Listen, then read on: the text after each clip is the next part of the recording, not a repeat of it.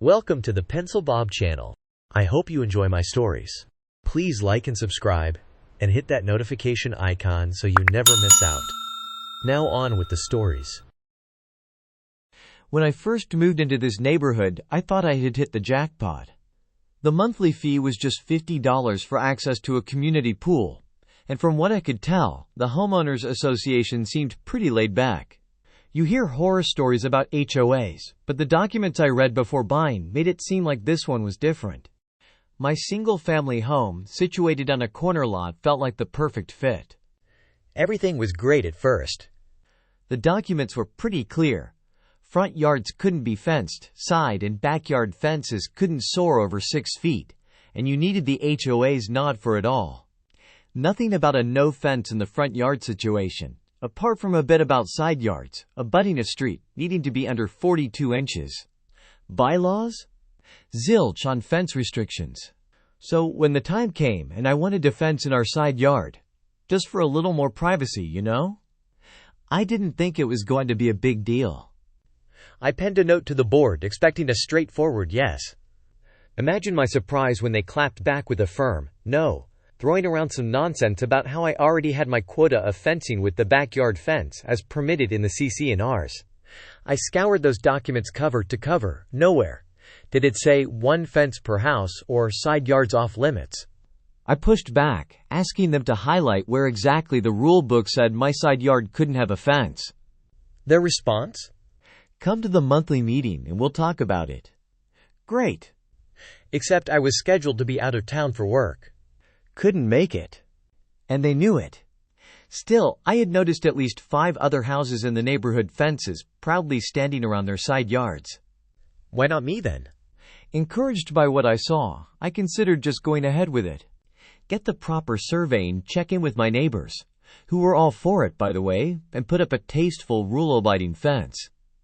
But then, what if the HOA decided to make an example out of me?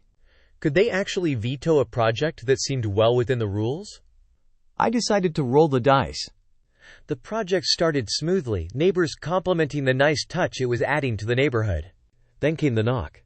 The HOA board, not just refusing but outright hostile, slapped me with fines for starting the project, and delivered a cold-hearted message. They'd never approve my fencing request. If you don't like it, sell and move, they said. Just like that, my peaceful home became a battleground. I couldn't believe it. Here I was trying to improve my property with a project that harmed no one, that was in fact welcomed by my immediate neighbors, and the HOA decided to wage war over it. The other fences in the neighborhood? Suddenly, no one wanted to talk about them. It was as if I had kicked a hornet's nest, and now I was facing the consequences alone. The fines started piling up, each one a reminder of the power the HOA held over my daily life. I considered fighting them, maybe even legally, but the stories I'd heard from others didn't paint a promising picture. It seemed like these battles consumed time, money, and energy, often leaving the homeowner broken no matter the outcome. Selling. The thought had crossed my mind even before this mess, but now it felt like a defeat. To pack up and leave because of some power-tripping board members. It didn't sit right with me. But with each passing day, the pressure mounted. Friends and family didn't understand why I would put up with this nonsense. Maybe they were right. Maybe this wasn't the hill to die on. But then again, it wasn't just about a fence. It was about principle, about not being bullied, about making a stand for what's fair and right. These thoughts swirled in my head day and night, a mix of anger, frustration, and a stubborn determination not to let the HOA win. The community I once thought was perfect had shown its true colors, governed by arbitrary rules and power plays. The fence, now half-built and a daily reminder of this battle, stood as a symbol of my stand against the HOA's tyranny. As I weigh my options, I can't help but feel a sense of loss. A loss of community, of the simple pleasure of making your home truly yours, and of the belief that reason would prevail. I'm left wondering if there's a place out there where a man can just build a fence in peace, or if that too is just another suburban myth. The decision looms large. Do I dig in my heels, sell and move on, or find another way through this? The outcome remains uncertain, but one thing's clear. This is more than just about a fence. It's about finding a way to live on my own terms, even in the shadow of an HOA that refuses to bend.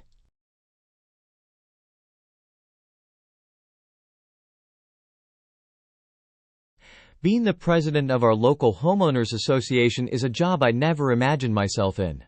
It's a small HOA, a newish section in an older neighborhood with just over 20 properties nestled together in 3 cul-de-sacs. From the outside, you'd think it'd offer some sense of community or shared responsibility. But here's the kicker. Our HOA has been more of a ghost than an actual governing body. We've never collected funds, maintained anything, or truly functioned. It exists in name alone, and that's about it. Now, here I am thinking seriously about pushing for its dissolution. It's not a decision that's come to me lightly, but the more I mull over it, the more it seems like the only logical step forward.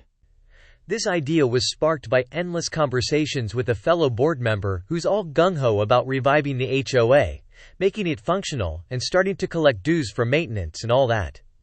Every time we talk, I'm stuck on the fundamental question of why. Why try to breathe life into something that's been dormant for so long? Especially when it seems we've been getting along just fine without it. We don't have communal amenities, no pool, no clubhouse, nada. The city's agreed to take over maintenance of the sidewalks and streets, which only leaves the detention pond and a shared driveway as the quasi-communal areas. The detention pond runs alongside 6 to 7 properties with the shared driveway connecting 2 to 3 of these properties. That's it. That's all we've got that could even hint at needing an HOA to manage. My proposal, or rather my collection of thoughts on how to proceed, involved the pond and driveway significantly. For the pond, my initial idea is to offer a quit-claim deed to those properties it adjoins for a symbolic $1. They can then split it along their property lines and take over the maintenance that, I should add, has been blatantly ignored by the HOA. Before this transfer, I'm thinking of proposing one last maintenance action, a simple bush hogging to clear overgrowth and make it presentable. But here's the thing, what if they don't want it? What if the owners of these properties refuse to take on this responsibility? Well, I've considered that too. As a last resort, I'm thinking of taking on the pond myself. Quit claiming it to me for that same symbolic buck, and I'll manage the maintenance and pay the taxes, which are pretty nominal, only about $60 a year. I'd also have to consider the cost of mowing it down once a month after we've cleared the initial brush overgrowth, and of course whatever insurance might run me. But that's assuming 2/3 of the HOA members are on board with dissolving it in the first place. This is where I'm at, sort of talking it out loud, trying to weigh every option and potential hurdle. Tax-wise, we're clear. The pond's taxes are paid up. My biggest concern is getting everyone on the same page, or at least the majority. It's this whole idea of trying to understand if resurrecting the HOA is worth the effort, or if it's just holding on to a structure for the sake of having it. Considering we've practically functioned without it, the practical part of me can't help but lean towards dissolution. And then there's the matter of the joint driveway. It's less complicated but still needs addressing. Perhaps a simple agreement among the properties it serves could suffice, ensuring it's maintained without needing an HOA to oversee such a minor detail. My head's been spinning with all these thoughts, considerations, and potential pushback. Disbanding an HOA isn't a walk in the park. There are legal steps, votes to be had, and consensus to reach.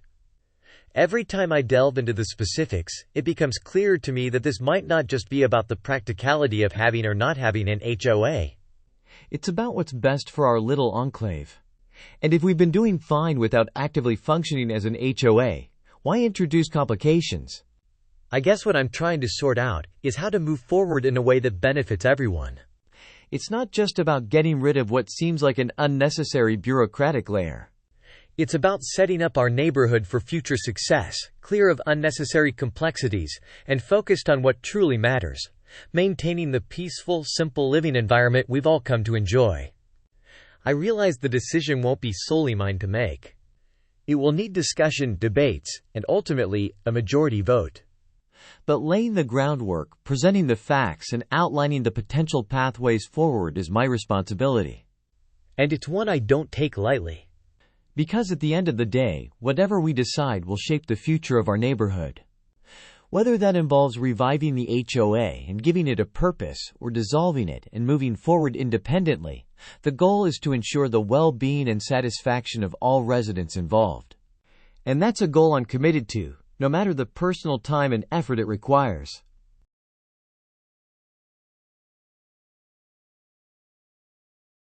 In the typically peaceful and serene suburbs of North Las Vegas, a deeply unsettling sequence of events unfolded, tragically exemplifying how quickly tensions between neighbors can escalate, ultimately resulting in a devastating outcome. The confrontation reached a horrifying climax that saw one man lose his life and another sustain injuries. At the heart of this grave conflict was Jo Junio, a 36-year-old woman residing in the quiet neighborhood on the 6600 block of Lookout Lodge Lane. It was on December 29th, an ordinary day that was on the verge of transitioning into the new year, that Junio's actions would irreversibly alter the course of multiple lives. These actions not only led to an immediate and tragic loss, but also positioned Junio to face severe legal consequences. Authorities would subsequently charge her with murder and attempted murder, reflecting the gravity of the incident and its stark departure from the community's typically peaceful existence. This case highlights not only the profound impact of individual actions on neighboring communities, but also underscores the alarming possibility of underlying tensions, escalating to a point of irrevocable tragedy. The dispute, originally stemming from grievances lodged with the local homeowners association HOA regarding Junio's pets, encompassing an array of chickens and dogs, rapidly degenerated into a volatile situation. What began as a conventional complaint process concerning the animals' noise and perceived neglect, soon escalated beyond administrative discussions into a deeply personal and hostile feud. Junio, the pet owner in question, responded to the complaints, not with understanding or attempts at resolution, but with increasingly aggressive and threatening behavior directed towards her neighbors. This behavior marked a significant departure from mere verbal disputes or legal battles, typically associated with HOA complaints, veering into a realm of personal vendetta and fear-instilling tactics. The targeted neighbors, a family who had long been pillars of the local community, found themselves unwittingly thrust into what can only be described as a nightmare scenario. Their integration and active participation in community life, particularly through their significant roles within the local church, had earned them a place of respect and affection in the hearts of many community members. However, this same visibility and connectedness also left them particularly vulnerable to the repercussions of Junio's hostility. As the situation deteriorated, the dispute transcended the boundaries of a mere neighborhood disagreement, evolving into a critical issue that threatened not only the peace, but also the safety of those involved, drawing the larger community into a complex web of concern, fear, and the urgent need for a resolution. Nick Davey, who leads a family deeply entrenched in faith and community, serving as a pastor at Grace Point Church in North Las Vegas, tragically found himself and his family at the center of a rapidly escalating conflict. This dreadful turn of events reached its peak when an individual identified as Junio allegedly took the drastic action of opening fire on Davey and a female companion. The attack occurred at a moment filled with the expectation of a peaceful day ahead, just as they were preparing to depart from their residence. Amidst this sudden burst of violence, Davey suffered a gunshot wound to the abdomen, a critical area signaling the severity of the assault, while the woman accompanying him was struck in the thigh, a painful and traumatic injury in its own right. This horrendous act of aggression unfolded in full view of Davey's teenage children, marking an indelible scar on their memories. In a chilling twist of fate, the teenagers managed to capture this atrocious act on their phone, documenting a moment of horror that forever altered their lives and the fabric of their family. This violent episode not only highlights the stark and brutal intrusion of conflict into the lives of a family, rooted in community and spirituality, but also underscores the shocking reality of violence, penetrating a place and moment meant for safety and togetherness. On a fateful afternoon around 4:20 p.m., officers from the North Las Vegas Police Department were dispatched following a distress signal emanating from a residential area. Upon their arrival, law enforcement personnel discovered two individuals who had fallen victim to an appalling act of violence. Without hesitation, the police officers initiated a search for the assailant, quickly tracing their steps to an apartment from which the suspect, identified as Junio, had presumably launched the attack. Junio was found by the authorities standing at her apartment's doorway, appearing as though she was expecting the arrival of the officers, which led to her immediate apprehension. The horrific confrontation was not an abrupt escalation, but the culmination of a prolonged period of discord that had been brewing between Junio and the tHE family, her neighbors. The origin of this conflict can be traced back to an incident involving Junio's pets, which allegedly were not kept in accordance with the local homeowners association (HOA) regulations, prompting a complaint that seemed to ignite Junio's antagonistic behavior. In what appeared to be retaliatory actions following the complaint, Junio resorted to a disturbing pattern of harassment against the tHE family. This campaign of intimidation included brazen acts such as hurling rocks and canine excrement into the tHE's backyard, causing deliberate water damage to their property by exploiting vulnerabilities in the shared structure of their homes, along with other threatening behaviors. These relentless and escalating actions instilled a profound sense of dread within the tHE household, compelling them to seek legal recourse. With their safety in jeopardy, the tHE family obtained a temporary protection order against Junio, and a court hearing had been set for early January, in hopes of resolving this nightmare and restoring peace to their lives.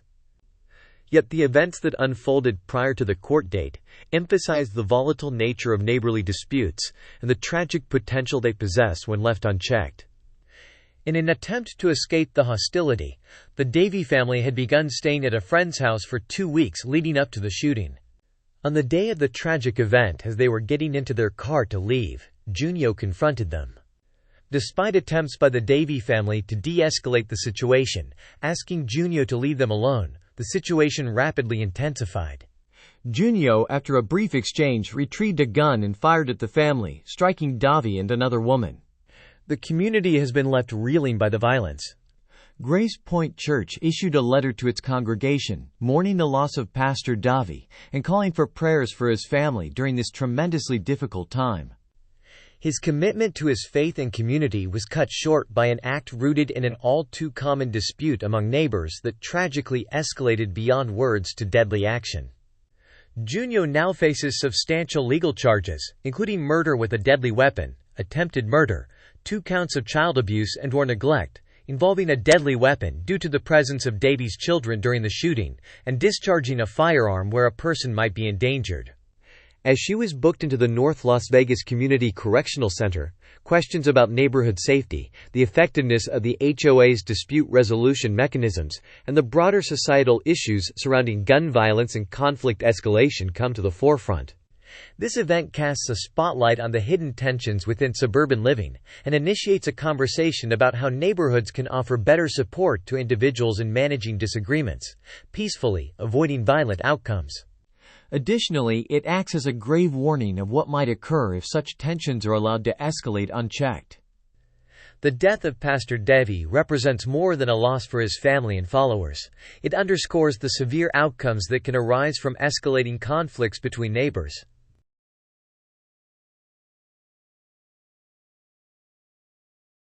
There I stood, feeling as though I'd accidentally wandered onto the set of a comedy show. Yet eerily, there wasn't a single laugh to be heard. Our quaint suburban corner, dominated by a select group of Karens and Darrens, apologies for the earlier Chad confusion, appeared to have appointed themselves the eternal leaders of our homeowners association, humorously termed the FHOA. They had just executed their most recent scheme in what I had come to refer to as our Mickey Mouse Club of an organization, leaving us feeling like mere supporting characters in their personal drama. After their last, let's call it a unique, election, curiosity got the best of someone, and they dared to ask when the next board meeting was. You could have heard a pin drop before the HOA president, with a smile that didn't quite reach their eyes, said, "The board will meet and discuss any new or ongoing matters outside of this annual members' meeting. If anyone would like to attend these meetings, then they are welcome to be nominated and voted onto the board." Unfortunately, our HOA doesn't have any documentation that states that board meetings have to be open to all owners. Now I'm no lawyer, but that sounded like complete hogwash to me. Our little community is filed with the state as a non-profit, which means there are a whole heap of statutes we're supposed to follow, none of which involve secret meetings or cloaked operations. But according to our dear leaders, since our HOA predates the invention of sliced bread, or something like that, they reckon none of the usual rules apply to us. I've seen it firsthand. Having been a board member myself a few times over the last decade, I quickly learned that being elected meant squat. The same president just bulldozed over any idea that didn't match their vision, and heaven forbid, you actually tried to do something about it. They'd just pull a fast one, calling for a midterm election where votes could be as anonymous as a love letter in a library book, counted by the very people you were trying to oversee. So this latest charade, the telephonic annual meeting, was announced with all the pomp and secrecy they could muster. No financials shared, no budget updates, not a whisper about the sea of issues surrounding our crumbling amenities, just a lament over the lack of owner participation. The irony didn't escape anyone. I couldn't shake the feeling that something had to change. But how could you fight a shadowy board that treated the HOA like their personal kingdom? Maybe it was time for a not-so-secret meeting of our own, a gathering of owners tired of being sidelined in decisions affecting our homes and our lives. Sure, it would be no small feat going up against the Karens and Darrens of the world, but something in me sparked at the thought. After all, they might have had their secret meetings and Mickey Mouse regulations, but we had numbers on our side. And maybe, just maybe, it was time those numbers counted for something. So I started reaching out, quietly at first, to gauge interest. The response was more enthusiastic than I could have hoped. It seemed I wasn't the only one who'd had enough. In the spirit of those old-school rebellion movies, it felt like we were plotting in the shadows, a motley crew of homeowners united by a common cause. We knew the road ahead would be tough, tangled in legalese and the Karens and Darrens' stubborn grip on power. But there was a sense of determination in the air, a collective agreement that it was time to bring a bit of democracy back to our little corner of the world. Funny, isn't it? They wanted us to stay out of their board meetings, but they might have just pushed us into the most important meeting of all, one where we weren't just extras, but the main characters, ready to take back the script.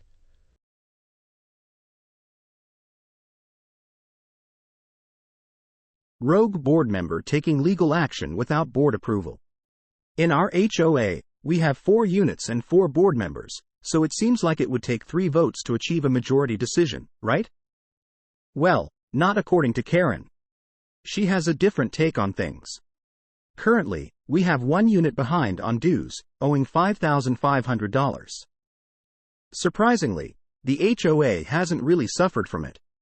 Last summer, we had a tight spot with an insurance payment, but the unit in default made a sizable payment when it was discussed, via group text, thanks to Karen, and now we find ourselves with a nice cushion in our finances. In our HOA, everyone has access to monthly bank statements, ensuring transparency in our financial matters.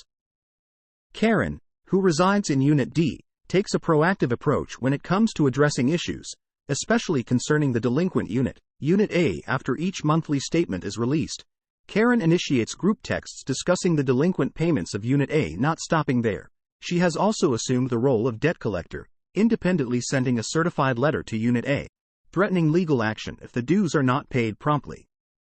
Remarkably, these actions have been taken without any involvement or consultation with the HOA board, despite Karen holding a 25% stake in it. This unilateral decision-making by Karen has raised concerns among other board members about proper governance and collaboration within the association. Technically, I'm in charge of the HOA, which means all mail comes to me, and I ensure that bills are paid promptly. However, when it comes to making decisions, we operate on a voting basis. I, residing in Unit B, maintain frequent communication with Unit A, aiming to understand their perspective and address any concerns they may have. On the other hand, Unit C has been noticeably absent from meetings and rarely participates in group texts, making it challenging to gather their input on important matters. Meanwhile, Karen, who lives in Unit D, has a tendency to stretch the truth and exaggerate issues, which can lead to misunderstandings within the community. Despite these challenges, I strive to maintain open communication and uphold the principles of fairness and transparency within our HOA. In the last group text, minus Unit A, as usual, Karen took center stage yet again. She claimed she had been asking for information on when Unit A would catch up on their dues for 18 months, but in reality, it had only been 7 months. Furthermore, she alleged that Unit A was refusing to schedule a meeting with her, which she claimed was a violation of the bylaws. However, this was also untrue, as a meeting had been held at her insistence 7 months ago. Additionally, Karen complained that Unit A hadn't responded to her, despite her sending a certified letter. However, the reality was that Unit A had responded, albeit not to her satisfaction. This tendency of Karen to misrepresent facts and exaggerate situations adds to the challenges of managing the HOA and resolving conflicts within the community. In response to Karen's frustration with Unit A's delinquency, she stated that she didn't know what to do other than pursue legal action. Unit C, who had been silent for months, surprisingly chimed in, agreeing with Karen's proposed course of action. Sensing the urgency of the situation, I suggested that we should attempt to meet with Unit A first to discuss the issue. However, Karen dismissed the idea, claiming that they would just ignore her, making a meeting impossible. Despite this, Karen took matters into her own hands and sent a demand text to the group, threatening legal action if Unit A didn't respond within 3 days. This unilateral decision-making by Karen, bypassing the opportunity for dialogue, highlighted the growing tension within the HOA and raised concerns about the fairness and effectiveness of her approach. Before you say, "Why is this in text?" it's important to note that Karen has been repeatedly asked to stop sending group texts regarding the delinquent Unit A. Despite these requests, she continues to do so. Unit A has made it clear that they will only respond through email, although sometimes I find myself caving and responding to Karen's texts. Most of the communication regarding Unit A comes from Karen, with little to no responses from the rest of the group. After 3 days pass, Karen finally receives an email back from Unit A, refuting her claims and reminding her that any action regarding the HOA must be voted on. However, Karen seems undeterred and responds defensively, saying, "I already started legal action this morning. What's not true about what I said?" This exchange highlights the breakdown in communication within the HOA, with Karen acting unilaterally and seemingly disregarding the need for collective decision-making and consensus. It also underscores the importance of following proper procedures and respecting the democratic process within the association. And she sends that to the group text. In response, I make it clear, for the record, I am not on board with legal action. Following my statement, there is radio silence. It seems my dissenting opinion hasn't been received well, and the conversation abruptly ends. As for dealing with Karen's actions, it's clear that communication alone isn't resolving the issue. I may need to consider other approaches, such as discussing the matter with other board members to see if there's a consensus on how to address her behavior. Additionally, reaching out to Karen directly in a private conversation to express concerns about her unilateral decisions and the need for consensus building might be necessary. Regarding the legal action Karen mentioned, given the age and shared nature of the property, it's possible she could pursue legal action related to the delinquent dues, such as placing a lien on the property. However, without proper authorization from the HOA board, any legal action would likely be invalid. This HOA situation is unique due to its very old governing documents and the shared utilities among the 4 townhomes. The building's historical significance as a beautiful brick structure built in 1905 adds another layer of complexity to the governance and maintenance of the property. Updating and clarifying the governing documents could help provide clearer guidelines for addressing issues like delinquent dues and dispute resolution.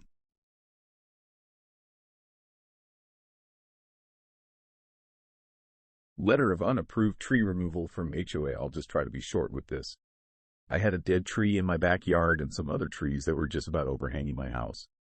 A limb fell off one during a storm and nearly put a hole in my roof, but just missed the house by like 1 to 2 featuring, so I decided to take out a bunch of trees with the bonus of opening up the backyard for some more open space.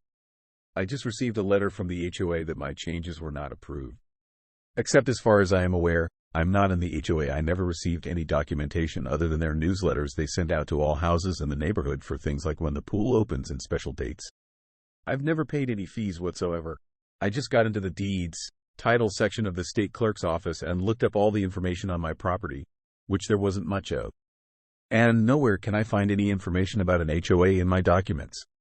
Even search plat information. Nothing. There's no levies in any of my bills, mortgage or otherwise. Do I have to notify the HOA of changes to my house if I'm not in the HOA? And is there a surefire way for me to tell if I'm even in the HOA or have to follow HOA rules? Update. I contacted the law firm that dealt with the closing when I bought my house and their response. Our file notes show that there are no mandatory dues for your lot. The prior owner did not opt into the association when it was created in 2002 and at closing in 2014.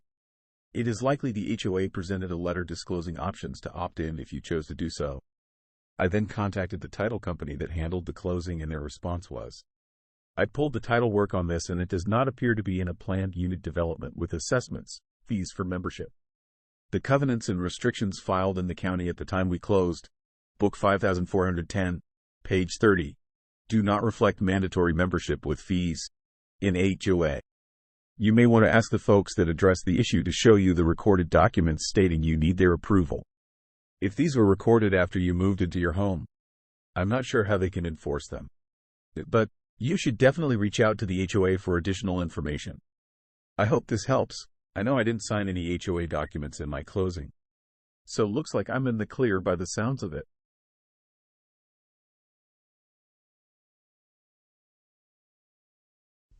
Alright, let me break it down for you.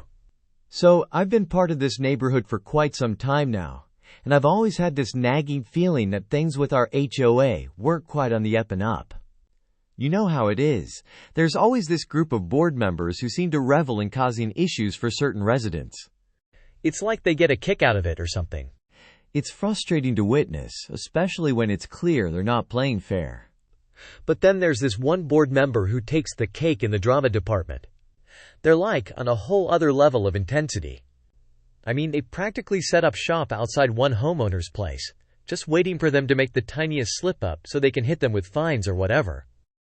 It's like they're on a mission or something, and it's seriously unsettling to watch. You can't help but wonder, you know?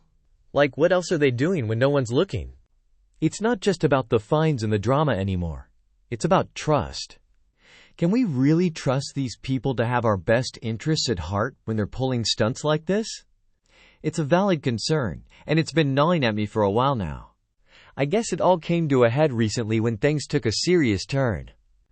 This one board member, in their zealous surveillance, actually trespassed into a neighbor's backyard. Can you imagine? It's not just about causing trouble anymore. It's about invading people's privacy and making them feel unsafe in their own homes. My heart goes out to the homeowner and their family, especially their daughter, who got frightened by the whole ordeal. It's unacceptable, plain and simple. But you know what they say about karma, right? It finally caught up with him. Last week, the authorities swooped in and arrested him on charges of felony stalking. It was a long time coming, and it brought a sense of relief to the entire community. However, now we find ourselves in a bit of a pickle. With one board member out of the picture, suddenly there are 3 vacancies on the board. It's like a game of musical chairs, except the stakes are much higher. Elections are being hastily arranged for next month, and it feels like a chance for our community to hit the reset button. Maybe, just maybe, we can usher in a new era of transparency and fairness. It's something we desperately need, and I'm hopeful that we'll finally get it.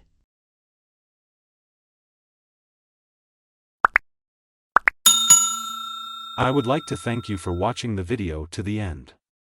To encourage us to make more videos, please like, subscribe, comment, as well as share. Check out this other video if you haven't already.